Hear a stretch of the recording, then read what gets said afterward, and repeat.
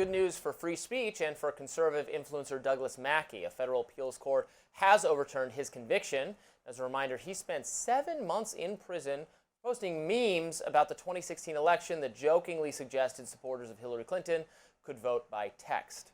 Mackey, or Ricky Vaughn on social media, was sentenced after a jury in 2023 found him guilty of attempting to trick individuals out of exercising their right to vote.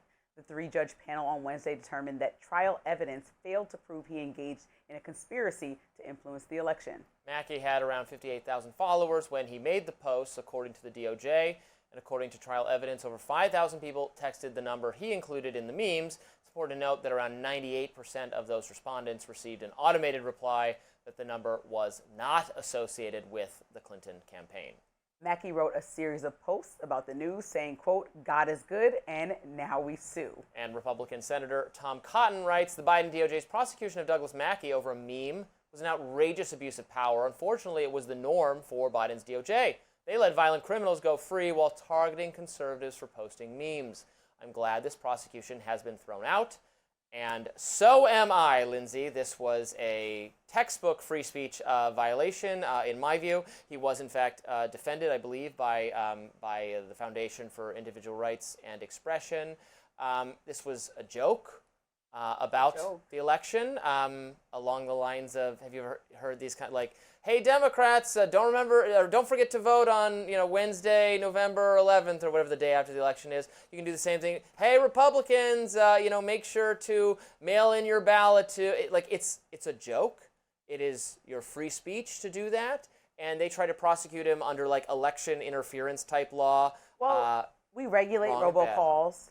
We regulate voter intimidation at polling places, but digital deception is not an issue. Digital deception is a joke. I actually don't think, it's not a joke. I don't think that he should have been in jail. That was overcorrection. Yeah, but I do think that he did something disgusting. I do think that it was irresponsible. And I do think it's important to start looking at what you're doing on social media, especially if it has something to do with our elections that are fair and free, and people getting influenced where you're pretending to be in a name that's not your own and putting people of color and telling them to vote over here. Like, the average American is thinking they can get some sort of information from online. And so if people think that they voted because you're trying to trick them, but you're forgetting the LOL, that creates a problem. And the only thing that he got out on is a technicality. It's not an exoneration saying that his character is clear. So I think his lawsuit's going to go nowhere. He got out on a technicality, and I think that there was no conversation in a group chat that had this huge collusion to make this happen. And so that's the only reason why he got off, not because he didn't do anything wrong. I think this entire law is unconstitutional, and you have the First Amendment right to mislead people about how to vote in the election. And this was not a very sophisticated little scheme, again, because it was a joke.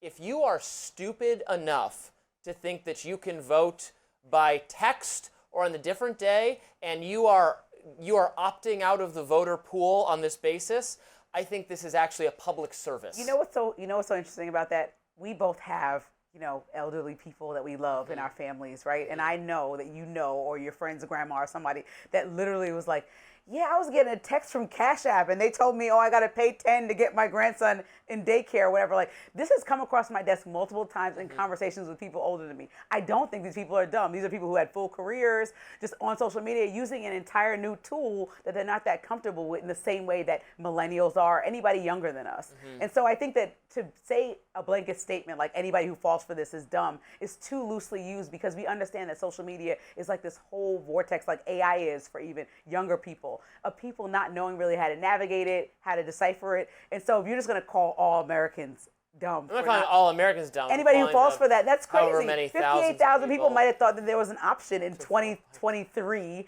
that makes it accessible to vote in a digital capacity. I mean, everything else is digital. So I think that he was trying to be deceptive. I don't think that he created an entire... He was not Where was the laughing emoji? He literally put up people of color on a poster and said, text this, vote now. He literally was trying to target one community, was not using his name. So you just think he's a good person? He should just... I don't care if he's a good person or not. He has free speech rights. He can say bad things. You cannot like what he had to say. The idea of going to... this isn't some authoritarian country. This isn't France. This isn't Germany. In America, you can say dumb things on social media and not have the police show up at your door and put you in. It doesn't. Manipulation's not. If it's fun, it was manipulation. He's trying to manipulate people and saying the only thing that the judge is saying is that maybe he didn't plan this well in advance with a group of others, but he still was trying to manipulate people. First Amendment gives you around that right voting.